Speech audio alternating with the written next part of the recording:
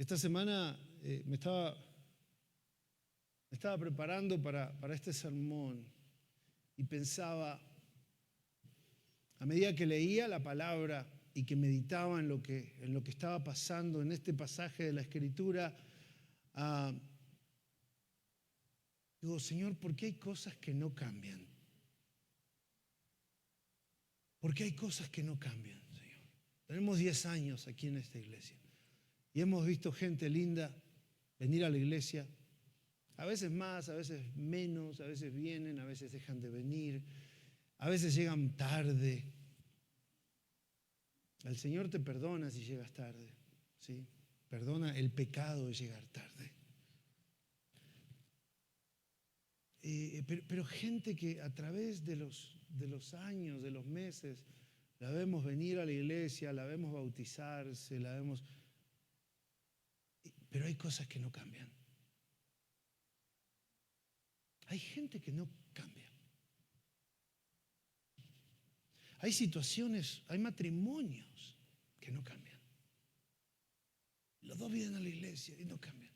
Hay hijos que no cambian. Hay padres que no cambian. Hay esposos que no cambian. Hay esposas que no cambian. Hay situaciones de trabajo que no cambian. Situaciones de dinero que no cambian. Problemas de salud mental, ansiedad, ataques de pánico, depresión, adicciones al alcohol, a la pornografía, a las drogas, al tabaco, que no cambian. Y yo me preguntaba, ¿por qué, Señor? O sea, estamos hablando de gente, incluso de gente que viene a la iglesia, de gente que ha aceptado a Cristo en su corazón, gente que ha aceptado caminar contigo, Señor, seguirte. ¿Por qué hay cosas que no cambian? Y cosas que realmente deseamos que cambien. Cosas que realmente anhelamos que cambien y no cambian. ¿Será que Dios se quedó sin poder? ¿Será que después de 2000 años Jesucristo se cansó y se tomó un break? En el 2020 empezó su break. ¿Cómo puede ser que si servimos a un Dios poderoso, cantábamos del poder de la sangre, cantábamos del poder de su nombre, cómo puede ser que hay cosas que no cambian? Y cuando yo leía la palabra, creo, no sé, usted me va a ayudar, creo que encontré una respuesta. No sé si es la respuesta, pero estoy seguro que por acá viene el asunto. Sí, así que te voy a invitar a que oremos, porque creo que basado en esto que acabo de compartir, creo que tú estás muy interesado en escuchar lo que Dios hoy quiere decirte. No lo que te quiero decir yo, sino lo que la palabra de Dios quiere decirte. Que la palabra de Dios hoy tome vida en tu mente y en mi corazón. Que no sea un discurso, que sea una palabra de Dios hablándote. Que hoy cada uno de nosotros podamos salir de aquí diciendo, Dios me habló. ¿Cuántos quieren eso hoy? Vamos a orar. Señor, gracias en este día. Gracias por la oportunidad de estar en tu casa, Señor. Gracias por recibirnos. Gracias por abrazarnos cuando entramos, Señor. Gracias. Gracias por los que hoy no pueden estar y nos están quizás mirando por el Facebook, Señor. Gracias. Gracias porque en este tiempo, ya sean personas, ya sea por Facebook, sea como sea, en este tiempo tú anhelas que cada ser humano escuche tu palabra. Y hoy, Señor, yo te pido que esta palabra no sea palabra humana, que sea palabra de Dios. Yo te pido que cada uno de nosotros hoy podamos escuchar tu voz hablándonos. Que este no sea un mensaje ni para 20, ni para 100, ni para 1000 personas, que sea un mensaje para una persona. Y tú puedes decir conmigo, Señor, que este mensaje sea para mí. Usa esta reunión, usa a este siervo imperfecto. Usa a cada luz, usa cada cosa que está aquí adentro, cada persona que está aquí adentro, Señor, para que tu palabra tome vida en esta mañana, Padre. Te lo pedimos y te damos toda la gloria a ti en el nombre de Jesús. En la semana pasada empezamos a hablar de encuentros divinos, ¿verdad? Y dijimos que un encuentro divino es un acto donde dos cosas o dos personas cruzan su trayectoria y se encuentran en un punto en el tiempo y en el espacio. Se encuentran, ¿verdad? En el tiempo, o sea, al mismo tiempo, porque si uno pasa primero y el otro pasa después, ya no se encontraron, así que tiene que ser al mismo tiempo, y al mismo tiempo no uno aquí y otro acá, al mismo tiempo en el mismo lugar. Eso es un encuentro, ¿sí? Eso es un encuentro, y el encuentro es divino cuando esa trayectoria, esa velocidad, esa hora en que esas dos personas se encuentran, la prepara Dios. Eso significa que el encuentro es divino. Entonces, un encuentro divino, dijimos, es cuando Dios origina el acto de que dos personas se encuentren en un mismo tiempo y lugar para cumplir su propósito. Cada vez que Dios hace que dos personas se encuentren, tiene un propósito. Para todo Dios tiene un propósito. Y este es un encuentro divino. La semana pasada hablábamos del encuentro entre Pedro y Cornelio, cómo Dios preparó a Pedro, cómo Dios preparó a Cornelio, ¿sí? Y cuando se encontraron hubo un momento divino, una explosión del Espíritu Santo en ese lugar. Y hoy vamos a hablar de otro encuentro divino. El encuentro de la semana pasada tuvo que ver con la transformación. Dios tuvo que transformar a Pedro para que pueda ir a hablar con Cornelio. Pedro no quería bajar de la terraza y hablábamos de que los cristianos queremos vivir en la terraza. Queremos vivir encerrados en estas cuatro paredes y a veces no nos preocupa lo que está pasando en la vida de Cornelios alrededor nuestro. Pero hoy el encuentro de hoy no tiene que ver con la transformación, tiene que ver con la preparación. Di conmigo, preparación. Y Perla se me adelantó, porque en Hechos 19, 11 y 12 dice: Dios hacía milagros extraordinarios por medio de Pablo, a tal grado que los enfermos les llevaban pañuelos y delantales que habían tocado el cuerpo de Pablo y quedaban sanos de sus enfermedades.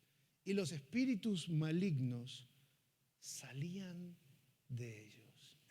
El libro de los Hechos tiene momentos fascinantes, ¿sí? Yo me daba cuenta que en realidad todo el libro de los Hechos es un relato de encuentros divinos. Son todos encuentros divinos. Son todos momentos preparados por Dios, en que se encuentran personas y suceden cosas maravillosas para la gloria de Dios. Entonces acá vemos a Dios utilizando a Pablo. Dice que Dios hacía milagros extraordinarios por medio de Pablo, ¿sí? Dios decidió usar a Pablo. Los pañuelos y los delantales de Pablo no tenían nada mágico, ¿verdad? Imagínate que yo empiece con el saco.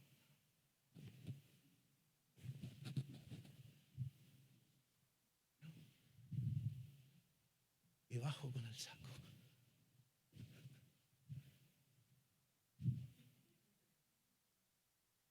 Y la toco a la ¡oh! Se sanó. A vos te voy a dar con todas las... Tengo unas ganas de darte a vos. Tengo unas ganas. A ver si así que... Vos también. Me saqué las ganas. Gracias. ¿Sí? Y se sana. Y de repente... Y vengo y lo toco a Franklin. Y al rato lo ponemos en el Facebook. El saco milagroso del pastor Guillermo, ¿sí? Más que venga y reciba un toque milagroso del saco sanador. Ahí está. ¿Sí? El saco, mire, suena así como una cumbia, ¿se acuerda de esa? El saco sanador, el saco sanador. ¡Tas! ¿Verdad? En la pancita, en la pancita. ¡Pash! You know? Y al rato lo vendemos, el saco lo vendemos, ¿qué? ¿10, 15 mil dólares? I don't know. You know? $50,000 ya. Sí, dice que los trapos, los pañuelos, los delantales de Pablo tocaban a la gente y los enfermos se sanaban. No porque los delantales fueran mágicos, ni hubiera un poder en los delantales como ahora que nos venden la rosa de Sharon y nos venden las estatuas y nos venden el agua bendita y nos quieren vender todo este tipo de cosas, como que si esos objetos sin vida tuvieran algún poder divino. El único que tiene el poder para sanar es el creador de la vida y su nombre es Jesucristo. ¿Sí? Y Jesucristo en esta ocasión decide usar a Pablo y lo usa como Él quiere. Lo usa como Él quiere. Jesús no tiene límites y no tiene límites en su poder ni en su autoridad. Así que si Jesús se le ocurre o se le antoja usar los pañuelos de Pablo, los usa. ¿Sí? Los usa. ¿Y sabe por qué los usa? Porque Pablo decide usar su vida para glorificar el nombre de Jesús. Entonces Pablo no usa estos pañuelos para llenarse de dinero. Pablo no usa estos pañuelos para hacerse famoso.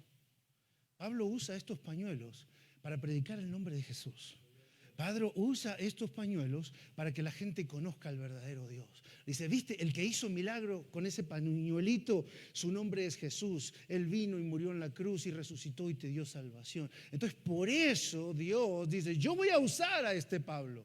Y lo voy a usar tanto que como no puede estar con 1,000 personas por día, lo que voy a hacer es que voy a hacer que los pañuelos que él toque los use. Porque Pablo decidió entregar su vida al servicio de Dios.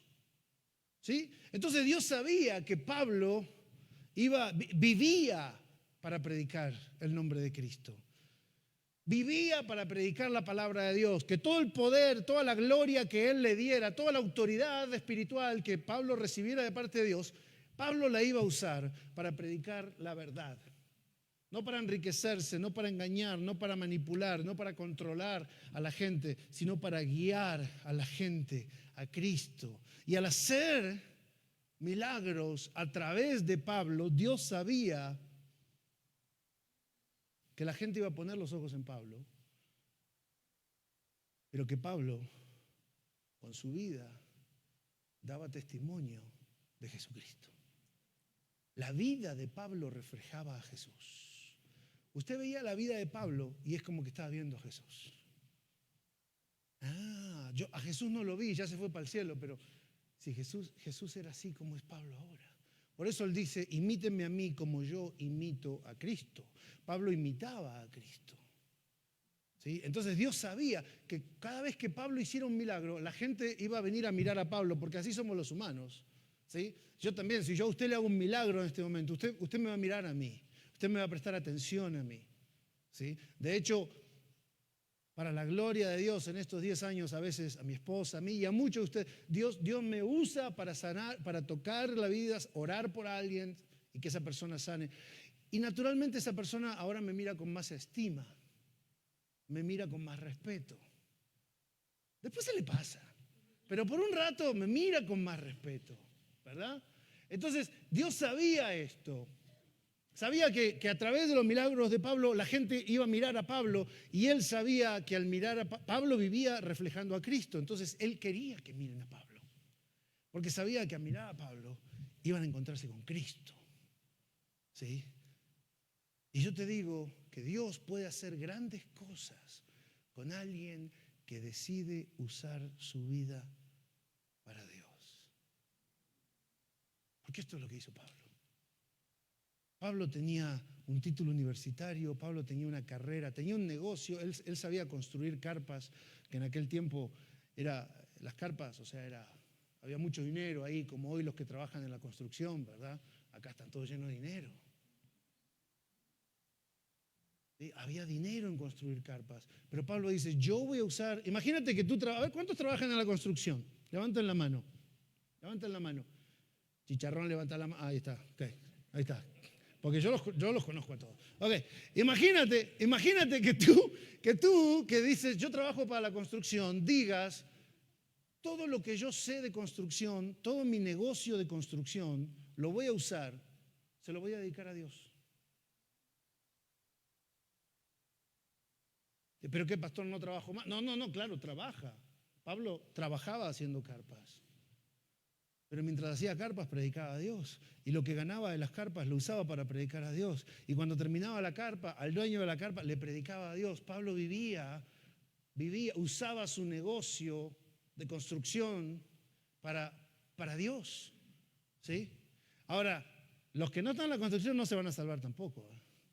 Porque el asunto es que no importa lo que tú hagas, si limpias casas, si trabajas en una oficina, si eres profesor de una universidad o si eres un estudiante a tiempo completo o eres una ama de casa, lo que sea que hagas, tú lo puedes dedicar completamente a Dios. Y eso es lo que hizo Pablo. Y cuando tú decides hacer eso, Dios te va a usar. Te va a usar para hacer grandes cosas. No por tus talentos ni por tus habilidades. Dios te va a usar por tu corazón. Porque una persona que está dispuesta a entregar su negocio a la construcción para Dios, su carrera universitaria para Dios, ese es el tipo de persona que Dios está buscando. Y cuando Dios encuentra uno de esos, dice, a esta persona la voy a usar. La voy a usar. A esta persona le voy a dar más poder, le voy a dar más unción, voy a hacer más milagros porque sé que su corazón está conmigo. Una vez un pastor me dijo, cuando Dios sabe que tiene tu corazón, te da todo. Te lo digo otra vez. Cuando Dios sabe que tiene tu corazón, te da todo. Te da todo. Porque sabe que todo lo que te dé lo vas a usar para la gloria de Él. Te da todo. Entonces, por eso es que Dios estaba usando a Pablo. Y cuando tú decides usar tu vida para Dios, en lo que sea que... No tienes que estar acá predicando.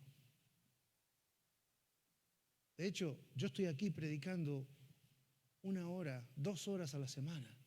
El resto de la semana no estoy parado acá predicando. El resto de la semana estoy trabajando como trabajas tú en otros trabajos, en otras cosas, y tengo que encontrar cómo hago para usar ese tiempo para glorificar a Dios. Pero el día que tú y yo hagamos eso, vas a ser un instrumento de sanidad. Como decía Perla, vas a ser un instrumento de sanidad, mira, para tu familia, para tus hijos, para tu matrimonio. Porque los primeros milagros que vas a hacer van a ocurrir adentro de tu casa. Los primeros milagros de sanidad van a ser con tus hijos, con tus hijas. Las primeras transformaciones van a ser la de tu esposo, la de tu esposa. ¿Sí? Porque Dios siempre empieza por el hogar.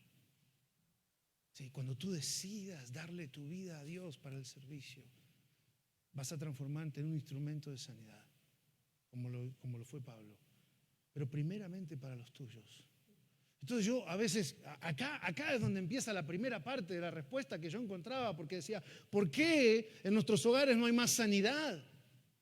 ¿Por qué en nuestros matrimonios no hay más sanidad? ¿Por qué en nuestros hijos no hay más sanidad? ¿Por qué cuando oro por mi hija no se sana? ¿Por qué cuando oro por mi esposa no se transforma? Quizá me falta ser más como Pablo y darle mi vida a Dios para transformarte en un instrumento de Él. Y cuando seas un instrumento de Dios, Dios te va a empezar a usar para sanar a tus hijos. Dios te va a empezar a usar para sanar a tu esposo, a tu esposa, a tus padres, a tu cuñado, hasta a tu suegra te va a usar para sanar. ¿Sí?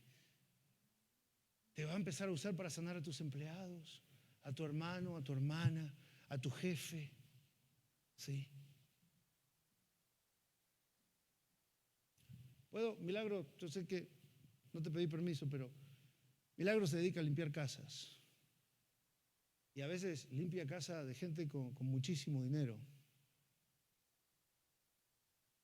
Y esta gente millonaria, algunos de ellos, le pide por favor que ella ore por ellos. Sí. Y ella ha orado por personas enfermas, personas que tienen millones de dólares pero que no encuentran cura para su enfermedad.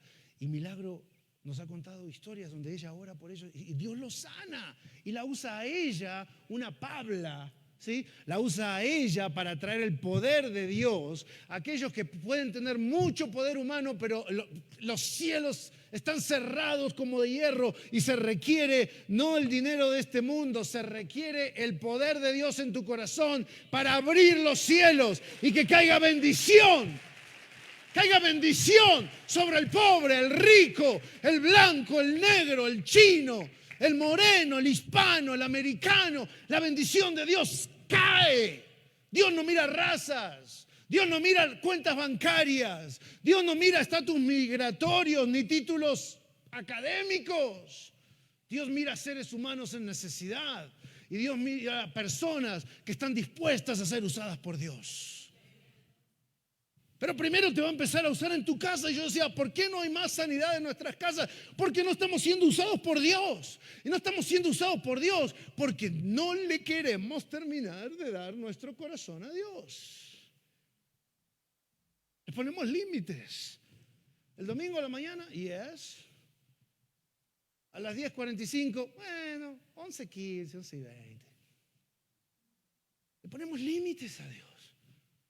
No, yo voy, paso y dejo $1, pero yo diezmar no, eso es del Antiguo Testamento. Le ponemos límites a Dios. ¿Sí? No, yo voy los domingos, pero yo involucrarme a servir. Check this out.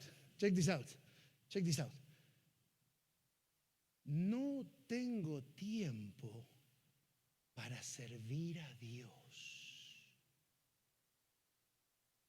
Imagínense. A mí me sorprende la gente que se atreve a decir algo así. Que puede mirar a Dios a la cara y decirle, no tengo tiempo para ti. Hay que tener agallas. Y después venir y pedirle. Señor, dame un trabajo. Señor, sáname. Señor, háblame.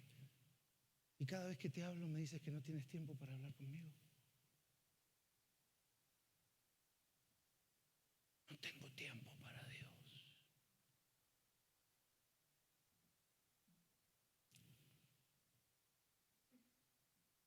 Quizás si tuviéramos más tiempo para Dios, como Pablo. Quizás si le diéramos todo nuestro corazón a Dios, como Pablo. Dios derramaría sobre tu corazón y el mío el poder que derramó sobre la vida de Pablo. Tú vivirías mejor, pero serías el instrumento de sanidad que tu familia necesita. ¿Sabes qué? Ahora que me pongo a pensar, yo creo que Dios tiene un plan para sanar a tu familia. Yo creo que Dios tiene un plan para sanar mi matrimonio, para sanar a mis hijos, para sanarme a mí. Dios tiene un plan para sanar tu familia. Y parte de ese plan es que tú seas el instrumento de bendición para esa familia. Como Pablo fue en este pasaje, fue instrumento de bendición. Pablo fue instrumento de bendición para todos los que lo rodeaban, porque estuvo dispuesto a darle su vida al Señor. Y yo creo que a veces la gente que nos rodea a mí no recibe más bendición porque yo no estoy siendo el instrumento en las manos de Dios que Él me creó para ser. Pero después voy y le pregunto, ¿por qué, Señor? ¿Por qué no se sana? ¿Por qué no cambia mi matrimonio? Tu matrimonio, ¿lo digo o no lo digo? ¿Dónde está Víctor? ¿Lo digo o no lo digo, Víctor? Mi matrimonio no cambia porque no cambio yo. Mi relación con mis hijas no cambia porque no cambio yo.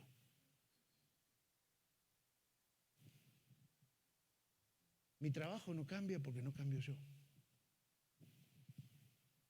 Quizás tengo que empezar por mí, como Pablo, y decir, pongo mi vida a tu servicio, Señor. Haz conmigo lo que tú quieras. Y Él te va a decir, ok, voy a empezar a hacer lo que yo quiero. Y lo que yo quiero es que traigas bendición sobre tu casa, bendición sobre tus hijos, bendición sobre tus vecinos, sanidad en tu familia. Eso es lo que yo quiero. Gracias por permitirme hacer con tu vida lo que yo quiero. Aleluya. Imagínense. Ya podríamos parar acá, pero no. Porque en el verso 13 dice que algunos judíos que andaban expulsando espíritus malignos intentaron invocar sobre los endemoniados el nombre del Señor Jesús. Decían, en el nombre de Jesús, a quien Pablo predica, ¿sí? Les ordeno, eso sí, para dar órdenes somos buenos, les ordeno que salgan. ¡Ja! Decreto, dicen ahora. Decreto. Esto lo hacían 7 hijos de un tal Esceva, que era uno de los jefes de los sacerdotes judíos. Estos 7 hijos de Esceva querían usar el nombre de Jesús como si fuera una fórmula mágica. Yo no lo conozco a Jesús, pero veo que cuando Pablo ora en el nombre de Jesús, le da resultado. Vamos a probar. ¿Qué tenemos que perder? Vamos a probar. ¿Sí? Así que en el nombre de Jesús, el que predica milagros, te ordeno que te sanes.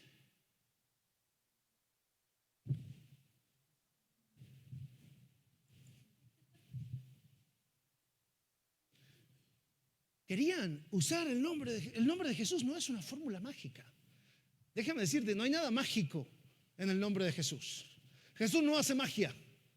Jesús no sana a través de magia. Jesús no cambia a la gente a través de la magia. No hay magia en el nombre de Jesús. El hecho de que uses el nombre de Jesús no significa que activaste un poder mágico. Además, cuando tú usas el nombre de Jesús no activas nada, porque para activar se necesita un switch, ¿verdad? Que se prenda y se apaga. Jesús no tiene switch. A Jesús no lo puedes prender y apagar a tu conveniencia y basado en tu necesidad y de la manera que tú quieres y en el momento que tú quieres. Ahora necesito un milagro, switch on. Ahora no quiero hacer nada para Dios, así que lo apago.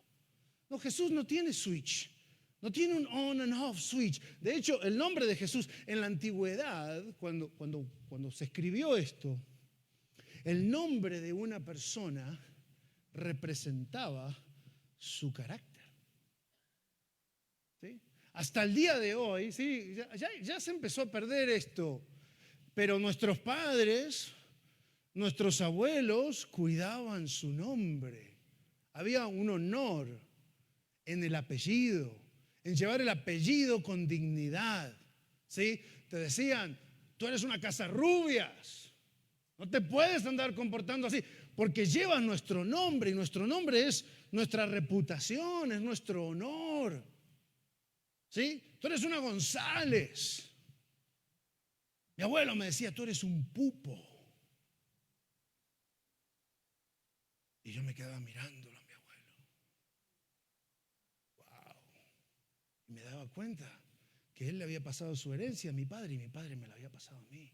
Y que mi apellido, aunque suene raro o suene gracioso, cargaba una cantidad de honor y respeto que simbolizaba la trayectoria, toda la vida de mi abuelo, todo su trabajo, todo lo que había hecho por la gente. Y lo mismo mi papá. Y ahora lo llevo yo. Y ahora yo se lo paso a mis hijas. Porque el nombre simboliza el carácter de una persona. Ahora en las grandes ciudades eso se ha perdido, ¿verdad? Pero los que venimos de pueblos o antes, cuando las ciudades eran más chicas, el nombre representaba tu carácter. Así que cuando estamos hablando del nombre de Jesús, estamos hablando del carácter de Jesús. No estamos hablando de una fórmula mágica, sino del carácter de este hombre que nació en Belén, vivió en Nazaret y por 33 años caminó en santidad. cuando hablamos de Jesús, del nombre de Jesús, estamos hablando de la santidad de Jesús. Estamos hablando de la fidelidad de Jesús. Estamos hablando de la humildad de Jesús. De la misericordia, del amor, del poder, del honor, de la gloria de Jesús.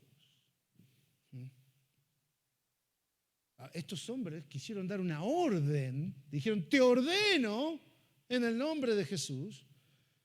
Quisieron dar una orden basada en el carácter de alguien a quien ni siquiera conocían. Mucho menos lo representaban. La vida de estos 7 judíos no representaban el carácter de Jesús. Así que tú no te puedes unir al nombre de Jesús, al carácter de Jesús, si tu corazón no está alineado con el corazón de Jesús. ¿Sí? Así que cuando esta gente decía en el nombre de Jesús, no estaba utilizando una fórmula mágica, sino lo que Pablo decía. Cuando él decía en el nombre de Jesús, decía, mi corazón está alineado con el corazón de Jesús. Somos una misma línea. Y por eso lo que yo te digo viene de Jesús. Y la autoridad de las palabras de Pablo no estaban en la fórmula mágica del nombre de Jesús, sino en la alineación de su corazón derecho con el corazón de Jesús, transformándose en un solo tubo, y por ahí pasaba el poder de Dios a través de Jesús y luego a través de Pablo, y llegaba a cada persona.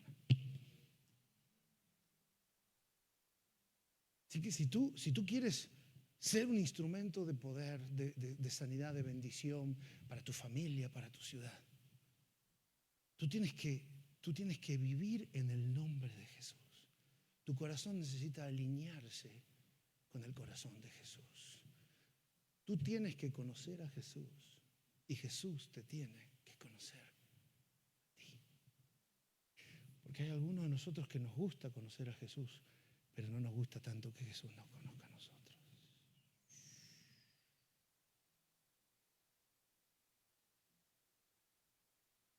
En el verso 15 dice que un día un espíritu maligno les replicó a estos 7 judíos y les dijo, conozco a Jesús y sé quién es Pablo, pero ¿ustedes quiénes son? Excuse me, do I know you? I don't think I even have you on Facebook or Instagram. Do you follow me? Do I follow you? Y en argentino dirían, ¿y vos quién sos? A Jesús lo conozco. Y a Pablo también. Pero vos quién sos. Porque estos 7 judíos, en el mundo donde vivían los demonios, que es el mundo invisible, el mundo espiritual, el mundo de los cielos, el reino de los cielos, no los conocía nadie. No eran nadie. No eran nadie, nunca habían hecho nada. ¿Sí? A veces nosotros vivimos un poquito esa sensación. Algunos de nosotros en nuestros países quizás fuimos a la secundaria, fuimos a la universidad y tienes tu título y eres licenciada en esto, o contador público, o sacaste un diploma de técnico en esto, y llegas acá, no eres nadie. A limpiar casas, a levantar nieve, a empezar de cero. ¿Sí? A empezar a trabajar en un McDonald's por el mínimo. No eres nadie. Allá eras alguien, acá no eres nadie. Es otro mundo. Es otro mundo. Después de acá te levantas y empiezas a ser alguien aquí también. Pero allá en tu país eras alguien y aquí no eres nadie. Cuando tú llegas, sacas tu título, I'm an engineer.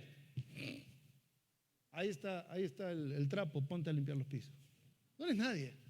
Entonces, esto es lo que estaba pasando aquí. En el reino de la tierra, estos 7 judíos eran famosos, quizás tenían dinero, pero en el reino de Dios todavía no habían hecho nada. No habían conseguido nada. No existían. No existían. En Argentina te miran y te dicen, vos no existís. Cuando te quieren decir que no eres nadie. Vos no existís.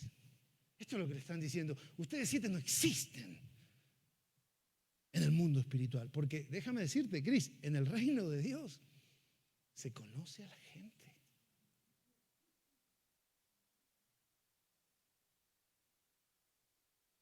Y como decía Perla, ¿quién eres en el reino de Dios? ¿quién eres en el reino de Dios? ¿Por qué eres conocido en el reino de Dios? ¿Por tu tiempo en oración? ¿Por tu amor en la palabra de Dios? Oh, sí, Josué. Ese Josué. Ese José se encierra. Ahí están los ángeles tomando mate y hablando en el cielo. Oh, ese Josué, ¿lo viste? A las 5 de la mañana están tocando el piano solo en la casa, cantando. Sí, yo también. Yo a veces paro, me bajo de la nube y me pongo a escucharlo. Oh, ese Beto, ¿no lo viste? 3:30 de la mañana, abre la Biblia. Sí. Esa María, a las 4 de la tarde termina su trabajo y ahí se pone a ayudar a medio mundo. ¿La viste? Sí, la vi. ¿Eres conocido en el reino de los cielos? ¿Quién te conoce? ¿Quién te ha visto? ¿Qué es lo que haces? O cuando dicen tu nombre y dicen Roberto, en Los Ángeles dicen, ¿quién?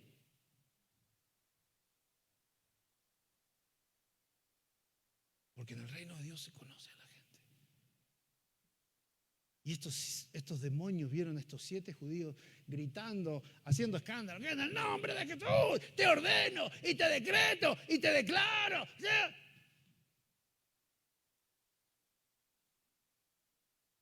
¿Vos lo conocés? No. ¿Y vos? No lo vi en mi vida. ¿Y vos? No tengo la menor idea. A Jesús, claro, lo conozco. A Pablo también, pero a estos 7 no los vi jamás. ¿Qué dicen los demonios de ti? Porque, cuidado, los ángeles te conocen, pero los demonios también. Los demonios te ven venir y dicen, cuidado, ahí viene Araceli, cuidado, escóndanse, porque esta mujer empieza a orar y se empieza a levantar un viento en el cielo, se empieza a levantar un tsunami, un huracán y nos vuela todo. Así que agárrense, cuidado, porque ahí viene Gerson y se va a poner de rodillas. No, porque cuando Gerson se pone de rodillas, cae fuego del cielo y nos destruye. No, huye. Cuidado, porque ahí viene Eric. Cuidado, escóndanse todos, porque ese muchacho le empieza a clamar a Dios y no queda nadie vivo. Es como el rey para las cucarachas. Salgan corriendo, porque te conocen. Los demonios también te conocen. Y porque te conocen los demonios, son como... No le va a gustar. Porque te conocen. Los demonios saben si te tienen que hacer caso o no. Porque si a Pablo lo conocemos, cuando Pablo habla, muchachos, vamos a hacerle caso a Pablo, porque si no esto se pone tremendo. ¿Sí? Son como los perros. Son un poco como los perros. Yo tengo un perro, Rocky se llama, tiene 1 año. Es un papi grandote así que pesa como 140 libras. Una bestia, ni él se da cuenta lo grande que es. Y como todo papi le gusta subirse a la cama, ¿verdad? Entonces se sube a la cama. Mi esposa está ahí leyendo en la cama y viene... Se tira arriba de la cama. Mi esposa lo deja. Pero después llego yo. Y usted lo mira, Rocky está relajado. Está mi esposa ahí y está relajado. Entra Julieta, le mueve la cola, la mira y sigue así relajado. Pero entro yo y el perro está... Como diciendo, a ver qué va a pasar acá. ¿Sí? Y como mi esposa sabe y mi hija sabe que a mí no me gusta que el perro esté en la cama, cuando entro yo se quieren hacer las... Y le dice, Rocky, abajo. Y Rocky lo mira como diciendo, ¿what? Y después sale Julieta, Rocky, abajo.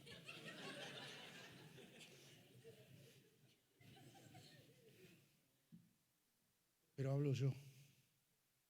Y le digo, bájate. Y sale como una laucha por tirante. ¿Vio usted las lauchas cómo van por los tirantes? Así sale el perro. Bueno, los demonios son iguales. Los demonios saben a quién hacerle caso y a quién no. Y tú estás orando por tu hijo. Y el demonio te mira como Rocky. No hace nada, ni se mueve. Estás orando por tu matrimonio. Y los demonios te miran. ¿Quién es? ¿Qué dice? No te preocupes, sigamos haciendo cargo nuestro. Estás orando por tu familia. Estás orando por tu enfermedad.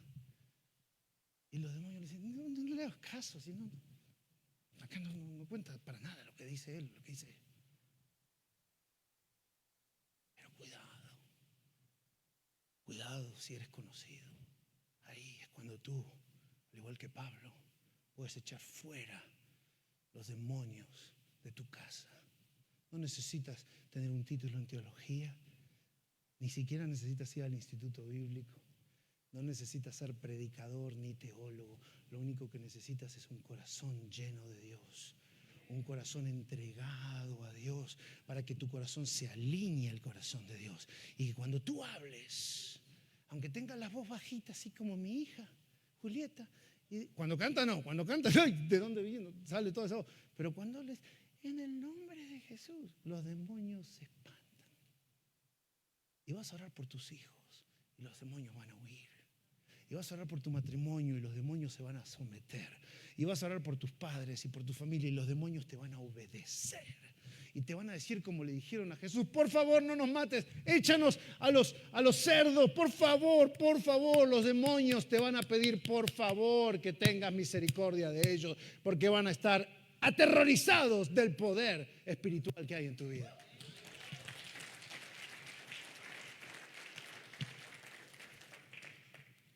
En 16 dice que este hombre con los demonios, dice que se abalanzaron sobre los 7 hermanos y el hombre que tenía el espíritu maligno los dominó a todos, los dominó a los 7. Los maltrató con tanta violencia que huyeron de la casa desnudos y heridos. ¿Sí? Estos hombres dijeron, te ordeno. A los demonios les importó un cacahuate la orden. ¿Sí? Porque no se trata de la orden, se trata de la autoridad que hay detrás de la orden. ¿Sí?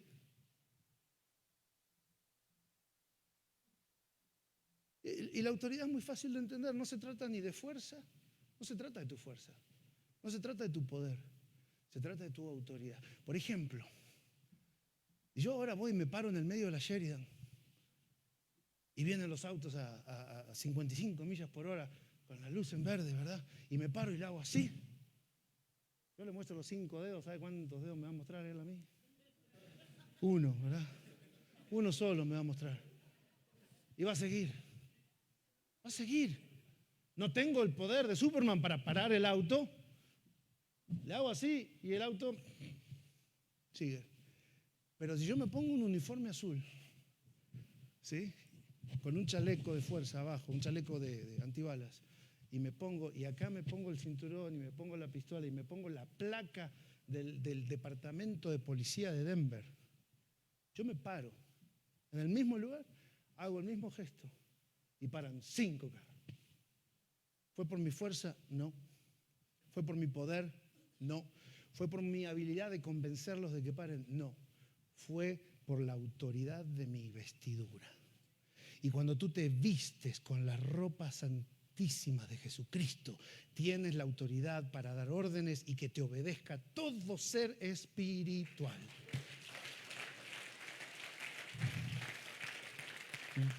Porque la autoridad no viene de nuestras habilidades, la autoridad viene de nuestra comunión, de tu alineación con el carácter de Cristo. Cuando tú dices en el nombre de Jesucristo, estás diciendo mi carácter está alineado. No soy perfecto, pero mi carácter está alineado con el de Cristo. Y Jesucristo me da el uniforme y me da su autoridad. Y cuando yo digo algo es como si lo dijera Jesucristo. Fíjese lo que dice Jesús en Mateo 10, 37 al 40. Dice, el que quiera a su padre o a su madre más que a mí, no es digno de mí. Está hablando de tu corazón. ¿Sí? En tu corazón yo tengo que ser número 1. Si quieres a tu padre o a tu madre más que a mí, no eres digno de mí. El que quiera a su hijo o a su hija más que a mí, no es digno de mí. ¿Sí? Y el que no toma su cruz y me sigue no es digno de mí. El que se aferre a su propia vida la perderá, y el que renuncia a su propia vida por mi causa la encontrará. Jesús hasta acá está diciendo, en tu corazón yo tengo que ser el número 1. Me tienes que amar más a mí que a tus padres, más que a tus hijos, más que a tu esposo, más que a tu negocio, más que a tu empresa, más que a tu carrera, más que a tu novio, más que a tus amigos, más que todo me tienes que amar a mí. Cuando hagas esto, dice, En el verso 40, quien los recibe a ustedes, me recibe a mí. Y el que me recibe a mí, recibe al que me envió.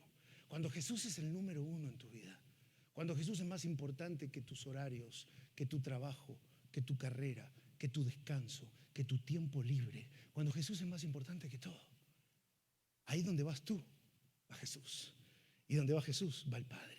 ¿Te das cuenta? Dice, el que me recibe a mí, el que te recibe a ti, me recibe a mí, dice Jesús. Así que cuando tú estás parado delante de un demonio, yo estoy parado contigo. Y si estoy yo, está también el Padre.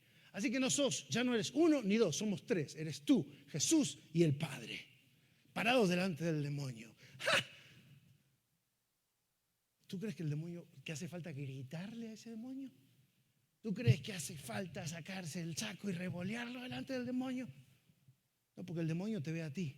Y atrás tuyo ve a Jesús. Y atrás de Jesús ve al Padre. Y dice, ay Dios mío, salgamos corriendo. Porque el que te recibe a ti, cuando tú estás alineado con Jesús, el que te recibe a ti, recibe a Jesús. El que te escucha a ti, está escuchando a Jesús. Y el que escucha a Jesús está escuchando al Padre. En el verso 17 dice, cuando se enteraron los judíos y los griegos que vivían en Éfeso, el temor se apoderó de todos ellos. Y el nombre del Jesús era glorificado. Cuando tú vives alineado con Cristo, la gente se da cuenta. Los judíos, los griegos, todos se dan cuenta. Y el temor se apodera de ellos. Los demonios te van a temer. Las personas te van a respetar. Todos te van a obedecer. Y de ahí viene tu autoridad. Ese es el tipo de autoridad que necesitas para orar por tus hijos, que necesitas para orar por tu esposo, por tu esposa. Esta es la autoridad que necesitas para orar sobre ti mismo. A mí a veces he estado solo y tan desesperado, he agarrado aceite y yo solo me he puesto aceite y he orado por mí y dije, en el nombre de Jesús, sana mi mente, Señor, porque no importa si soy yo o si es otra persona, no importa quién está poniendo las manos, lo que importa es que la persona que está hablando está alineada con Cristo.